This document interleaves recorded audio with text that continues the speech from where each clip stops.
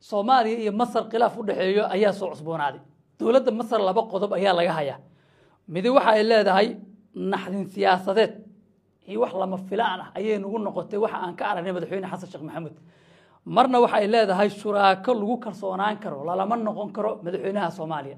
Waxaan kula wadaagayaa xog arrintaas ku saabsan iyo sheekooyinkii ugu waaweynaa oo dunida ay ka qoreen khilaafka soo kala dhaxgalay Qaahira iyo Muqdisho.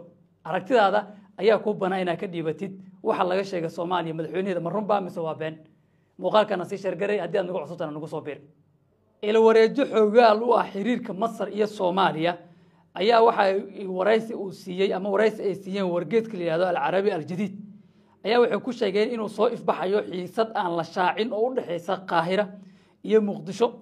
Xiisadaas ayaa salka ku haysa hakad ku yimid fulinta heshiiskii iskaashiga ee dhanka militariga ahaa ee labada dal ay kala saxiixdeen bishii Agost ee sanadkii 2024. Haddaba halkan waxaan kugu soo gudbin doonaa nuxurka warbixinta uu qoray wargeyskan Al-Arabi Al-Jadid la yiraahdo oo uga hadlayo khilaafka labada dowladood.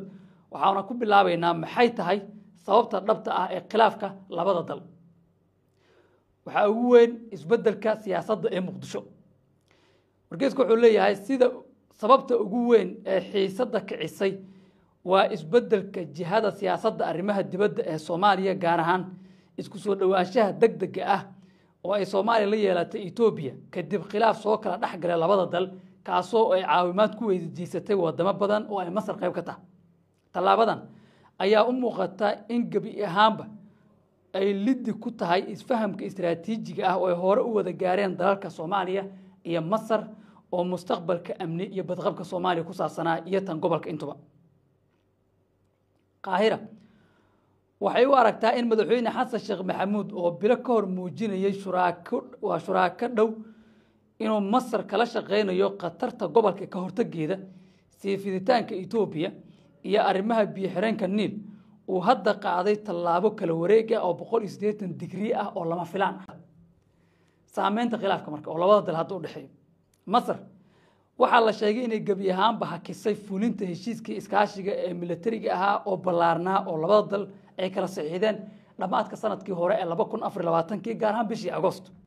Qaahira qorshaha lagu hakiyay heshiiskaas sidoo kale waxaa qayb ka ah inay Masar ay hakisay ama ay joojisay in ciidan gaaraya in ka badan 1000 askari oo ka tirsan ciidamada gaarka ah ee wadankaasi loo diro Soomaaliya si ay uga qayb qaataan dagaalka Al-Shabaab iyo howlgalka nabad ilaalinta Soomaaliya ugu biiraan. Ayadina qorshahaasi waa la hakiyay oo heshiiska kaliya fulintiisa lama hakinin. Sida ay la wareedadu sheegayaan qorshahan hadda waa mid ficil ahaan loo qaboojiyay ama dhaqangalkiisa la qaboojiyay sabab la xiriira kalsooni darrada ee Masar ka qabto hoggaanka siyaasadda Soomaaliya. Dareenka Masar iyo sidoo kale aragtida dowladdaas ay qabto. Go'aan gaariyaasha Qaahira ee dowladda Masar waxay dareemayaan niyad-jab aad u weyn iyo naxdin siyaasadeed oo ka dhalatay isbeddelkan lama filaanka ah ee Soomaaliya ay u jeesatay dhanka Itoobiya iyadoo ka jeesatay dhanka Masar. Masaaridu uma arkaan madaxweynaha Soomaaliya Xasan Sheekh Maxamuud shuraako lagu kalsoonaan karo waqtigan la joogo. Waxay leeyihiin ma aha nin la aamini karo oo lagu kalsoonaan karo oo shuraako la geli karo. Wargeedka sidoo qore weeyaan isbeddelkan ayaa halis gelinaya sida oo mid ka mid ah ila wareejadu sheegay raasumaal istiraatiiji ah oo ay Masar wax badan ku bixisay sanadihii la soo dhaafay. Ha ahaato dhanka taageerada militariga, tayeenta diblomaasiyadeed ama horumarinta amniga ee kaadirka siyaasadda ama siyaasadda Soomaalida. Xaaladda waxaa sii murjinaya faragelinta iyo dana iska soo horjeeda ama iska hor imaanaya ee quwadaha gobolka ay Soomaaliya ku hayaan xaaladda sii murjinay. Imaatanka ciidamo Turki ah oo dhawaan soo gaaray magaalada Muqdisho ayaa wiji kale ku soo kordhiyay. Sidoo kale dalka Eritrea ayaa waxaa la sheegay inuu ka walaacsan yahay ama uu walaac ka muujiyay isku soo dhawaashaha Soomaaliya iyo Itoobiya isagoo ku tilmaamay tallaabooyin degdeg ah oo aan laga fiirsanin inay qaaday xukuumadda Muqdisho. Adduunkii ayaa ku wareersan Soomaaliya madaxdeeda madaxweyne Xasan Sheekh Maxamuud iyo Wasaare Xamse Cabdi Barre waxaana ay la yaaban yihiin wadamo ishaya oo khilaaf ka dhaxeeyo oo go'aano adag kala gaaray oo aan isku dabceynin inay rabaan inay maalinba mid ka soo heshiis la soo galaan ama maalinba mid ka soo qadiyaan.